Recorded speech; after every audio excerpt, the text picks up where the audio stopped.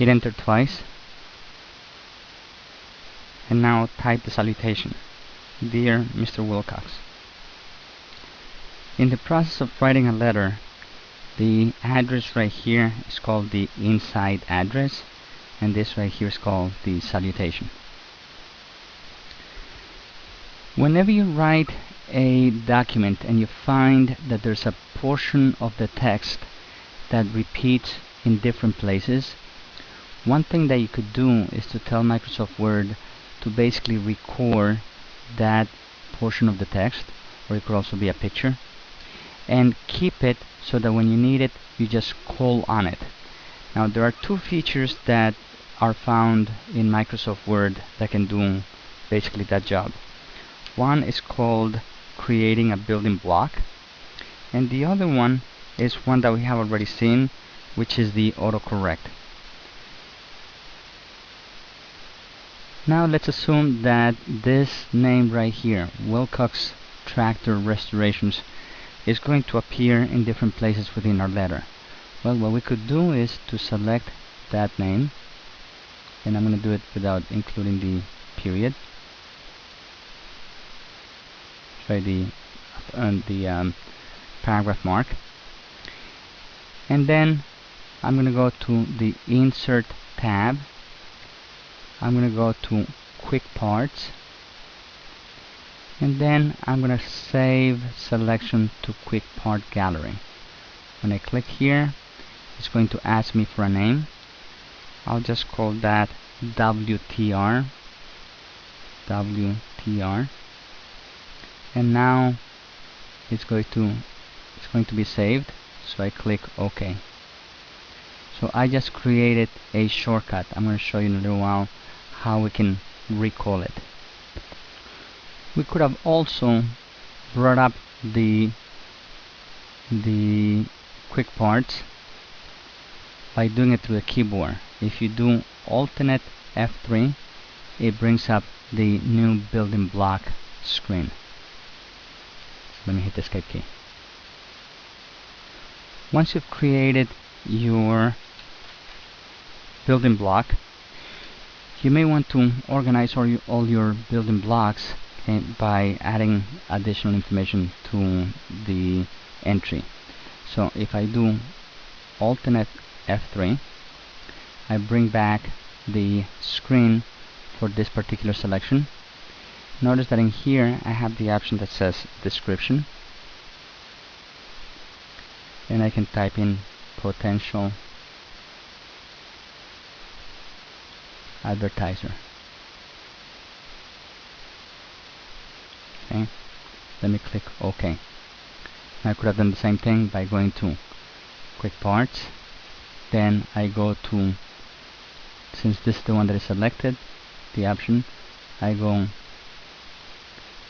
right click the selection in here, and then we can go to edit properties, and it brings us right back to here. Okay, and again description. Okay, then we put potential advertiser.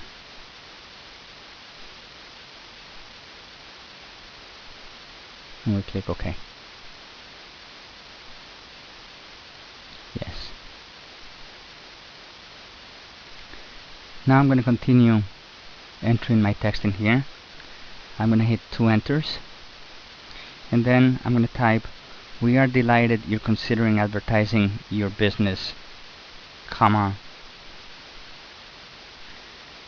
Now I need to put Wilcox Tractor Restorations, but instead of typing it in, I can just type WTR, and when I press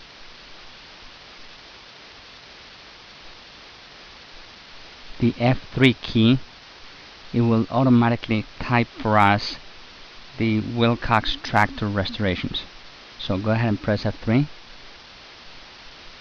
and now it's been entered for us. Now I mentioned before that the two ways that you could have Microsoft Word help you in remembering portions of the text was the building blocks and the autocorrect. The difference between the autocorrect and the building block is that the building block, whenever you want to have the expanded version of the text be typing for you, you have to recall it yourself. You have to press F3. The autocorrect automatically gets added into your document. So if you create an entry in the autocorrect, it automatically enters itself once you press the spacebar. The next thing that we're going to do is something called non-breaking spaces. Now, let's say you wanted to type in some words in a line, and as you type, if a word does not fit in the line that you're typing, it will automatically wrap around to the next line. Once in a while, you have groups of words that you want to keep on the same line. You want to keep them together. So for instance, we're going to be typing in here, okay, Heartland Tractor Magazine, and we want to keep those three words together. Now when you do that, you can do it by adding what is called a non-breaking space in between the words. So let me continue typing in here. So I'm going to put a comma, and then I'm going to put in Heartland Tractor Magazine. Now I want Heartland Tractor Magazine to be all together. So I'm going to type in. Now in italics, I'm going to put Heartland. So I'm going to do italics. So I could go to the Home tab.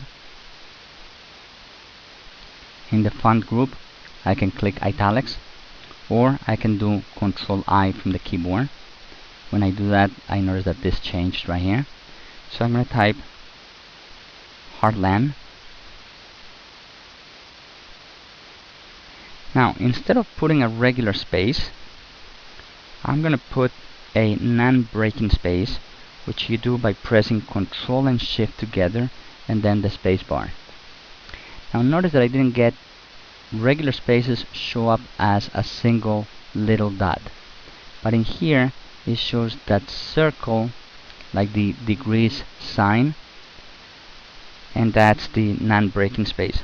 So now I'm going to put the word tractor,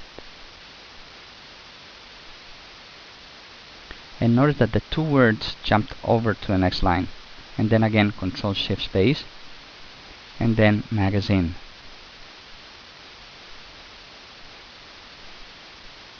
Okay, at this point I'm going to turn off the italics, Control I, okay, and I'm going to press the regular spacebar. Actually, I'm going to do backspace and I'm going to put a comma, and I'm going to continue typing the rest of the text in here. Type our monthly publication for tractor enthusiasts, period. The table below outlines advertisement rates per monthly issue, colon.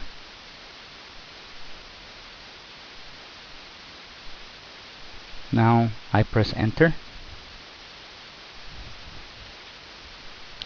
and I'm going to save my work.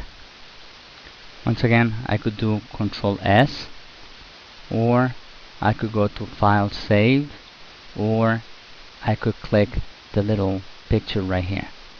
Okay, so I'm going to do it this way. Now it will save in the same place and under the same name as what you had saved it before. Press enter once again. So we're going to have two lines in between the paragraph and the table. Now anytime that you need to insert any type of object into your work, you need to go to the Insert tab,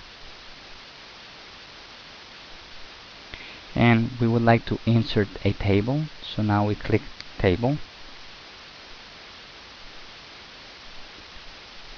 point at the first row. Now notice that as you point in here, it tells you the size of the table that you're gonna end up getting. So right now I'm getting a 5 by 1, which means that I'm working with 5 columns and I have a single row. Okay, so that's what I need. So 5 by 1, and also notice within the document they're already getting a preview of what it would look like. So I click here, and now I got my table. Notice that each one of the cells in this table is showing up as a separate section within the ruler. Also notice that as soon as we got this new object in here, we got a new contextual tab, the Table Tools contextual tab, and this particular tab has two sections associated with it, Design and Layout. I would like you to notice a few things. As you move your mouse pointer in the different areas that have to do with your table, you're going to see that your mouse pointer changes shapes. If I point at this vertical line right here, I see that crossbar with the two pointy ends. If I get close inside the cell, I see this dark arrow pointing to the right. If I point at the top horizontal lines, I see again the crossbar with the pointy ends but pointing in a different direction. If I point at the top of a column, okay, I see that dark pointing arrow in here. Also, if you point to the outside, okay, you get this arrow. This means select the whole row. Okay, if you point inside a cell and you see this dark arrow, it means select that cell. And each one of these boxes is called a cell. Now, if you point at the top of the box, it shows you the select column. And when you want to do something to a whole table, you do it by pointing at this arrow right here, okay, this plus. So if you click there, you're telling Microsoft Word that you want to do something to a whole table, no matter how many rows you have. Okay. Now, going to the first box, the first cell, and type in the word type. To move to the next box, to the next cell, you could do it by pressing the Tab key. Okay, so now type in here dimensions, press Tab again, type in word count,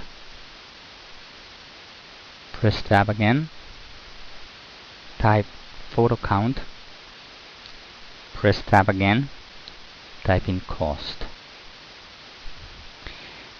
Now we need to generate a second row. The easiest way to generate a second row is if you leave the cursor inside the last cell within that first row and then you press the Tab key again, it automatically generates a second row. So anytime that you leave the cursor inside the last cell in the table and you press Tab, you generate a new row at the